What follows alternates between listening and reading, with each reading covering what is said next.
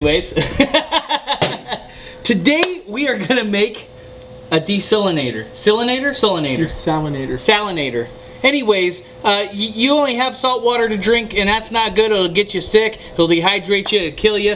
We're gonna show you a way for relatively cheap, or if you are scavenging through houses, apocalyptic type scenario, you come across this refrigerator line and a like a little tin container. Just make sure it's single wall and not double wall, or it will explode. Yep. And scavenge through houses. You find this stuff. Maybe you're closer to a beach, or you're at a place where the water has salt in it. You can also use this in saltwater fish tanks. Yeah. If you're in a house or something like that, and they have a saltwater fish tank, you want to be able to use that water for fresh water. Saltwater pools. Saltwater pools. That's another great one. Yeah. So we're going to show you a way today with relatively cheap if you guys want to go out and do this now for fun, or for free if you're scavenging resources, how to make a desalinator apparently. Desalinator. Essentially it's a still. A still. To make distilled water. Yeah. Alright, cool. Stay tuned.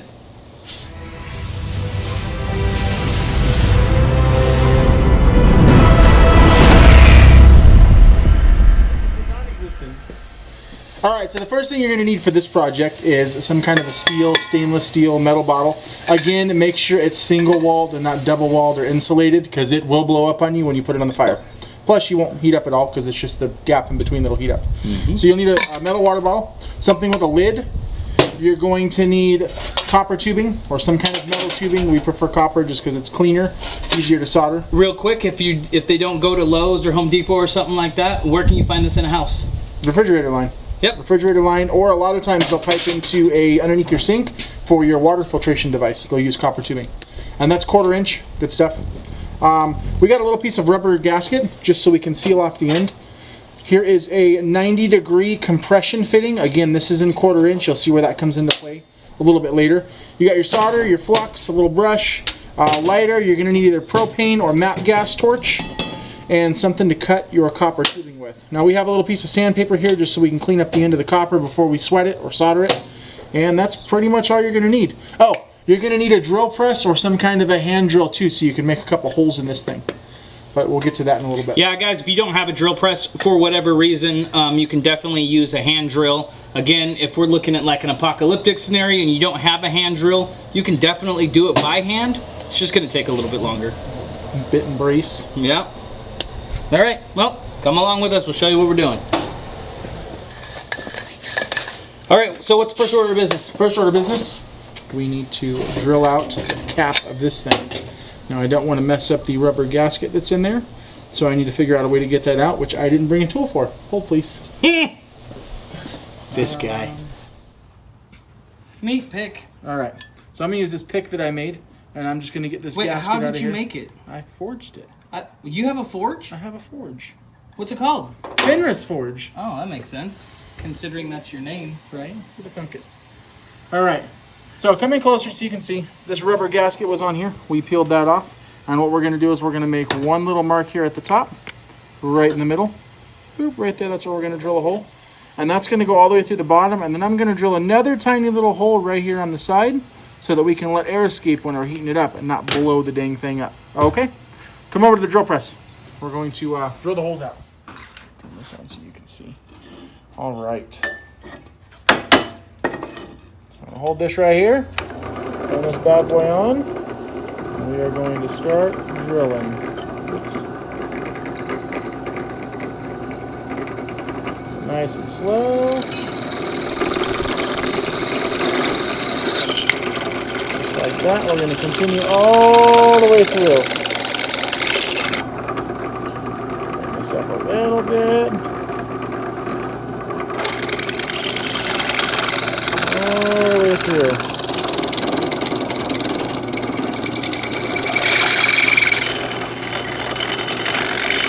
Just like so. Try to get all those metal shavings out of there so they don't rattle around. Cool. Next thing we're going to do is change out this bit for the smaller one. Put this bad boy right in here.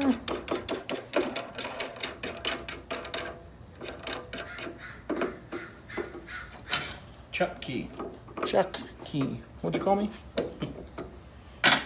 All right, we're going to take this, bring this back on up again, and we're going to drill out one more little hole right here on the side, if it'll let me. That's why I use a center punch, which I have not used.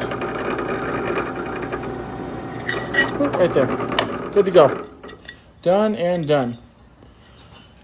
All right. All right, so we fit that through there, right through that hole. What we're going to do is we're going to take and we're going to make a little mark right where we want that cut. See that? Bam. So I'm going to give this back to Ragnar so he can work on getting the rest of those metal pieces out of there. I'm just going to shake it like a Polaroid picture.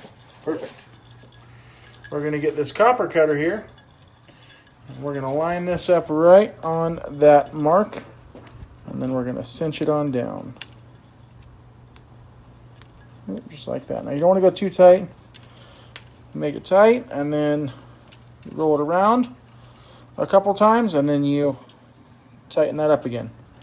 And roll it around a couple times, and then you tighten it on up again. Roll it around a few times. You're going to keep doing that all the way up until it cuts it off. All right, so we want this. You're recording, right? Mm-hmm. So we want this tip right here to be hanging out just a little bit, and we're going to put that down in our vise without crimping it shut. We just want to hold it there. So it's just a little bit tight. We're good to go. Now we're going to get our flux and our solder. We're going to get a good portion of this and be real liberal with it. Get it all around in there. Or else, so we want to get a good seal. If we don't get enough flux, we won't get a good seal. I'm going to get a piece of this stuff, which is our solder. I'm going to nip a little piece off like so. And I'm going to bend that into a U shape. Like that. I'll put that right there on that side like so. And I'm going to do the same thing on the other side. Just to make sure we get more than enough solder. So we're going to bend. This is all going to liquefy. Just like that. Boom. Now we're going to do, again, more nice liberal coat of flux. Put that to the side. Just like so. All right. We're going to get our torch here. Make sure that's nice and warm. Now we want to heat up the copper. You're going to see the flux melt, and then you're going to see the solder melt. The main goal is to heat up that copper. See that? Work around the other side. Just like so. Back over to this side. Oh, that's alright. Sometimes that happens. Keep on heating so you get a nice, good, even seal. Just like so. Alright, so we're going to do this side a little bit different. I'm going to heat up the copper. And I'm just going to touch. And you see that solder start to melt.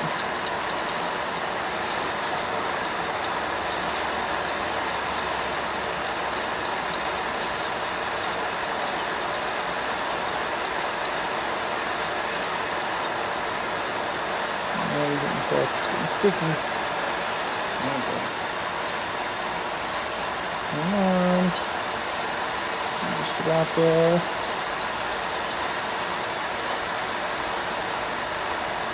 Good.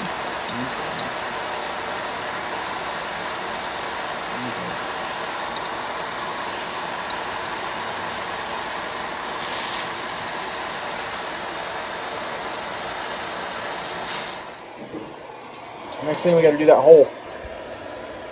So we'll get the hole. Heat that up again. It should already be pretty hot. And seal it off. There we go. Just like that. It smells really salty. Taste it. Oh, God! Tastes like ocean water? Way worse! Oh, that's fun. I put a lot of salt in there. That was way saltier than ocean water. Well, if it'll purify this, it'll purify anything. Wow. Yeah.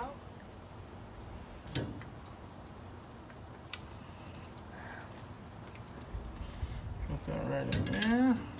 Drop this down a little bit. And we'll put another container right here.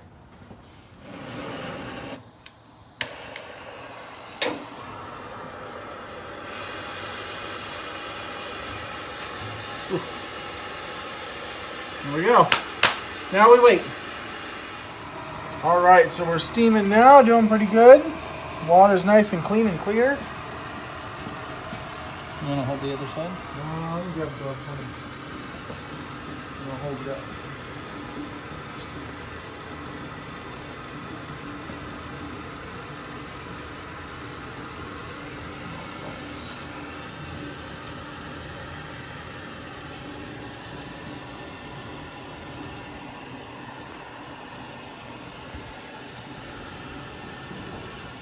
So essentially this is working just like a radiator in a car would. We're using that towel to cool down the coil.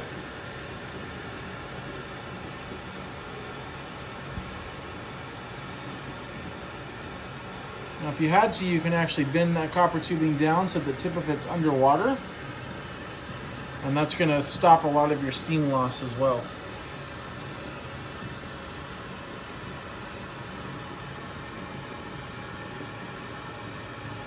Drinking pure distilled water for a long term isn't safe. So what you can do is dump a little bit of that steam, or a little bit of the water that's been boiled in there to get some of those minerals back so you're not losing everything. And I mean a few drops at best. Like I said, you're taking that liquid state of salt water, you're turning into a gas, which leaves the solid salt behind. That gas is coming out and getting reconverted into a liquid, which in turn becomes the distilled water. Well, what do you think? You want to taste it? Yeah. Cool off? Let's get this out of here.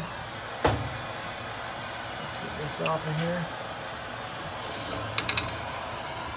here. Man, it looks clear water. It is hot though, let me tell you.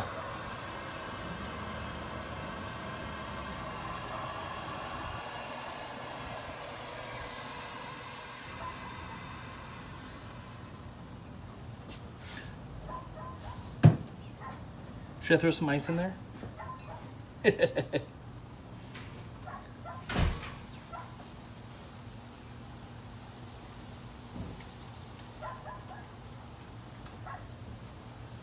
Smells like distilled water. That smelled like salt. It was super salty. All right, it should be like tea, right?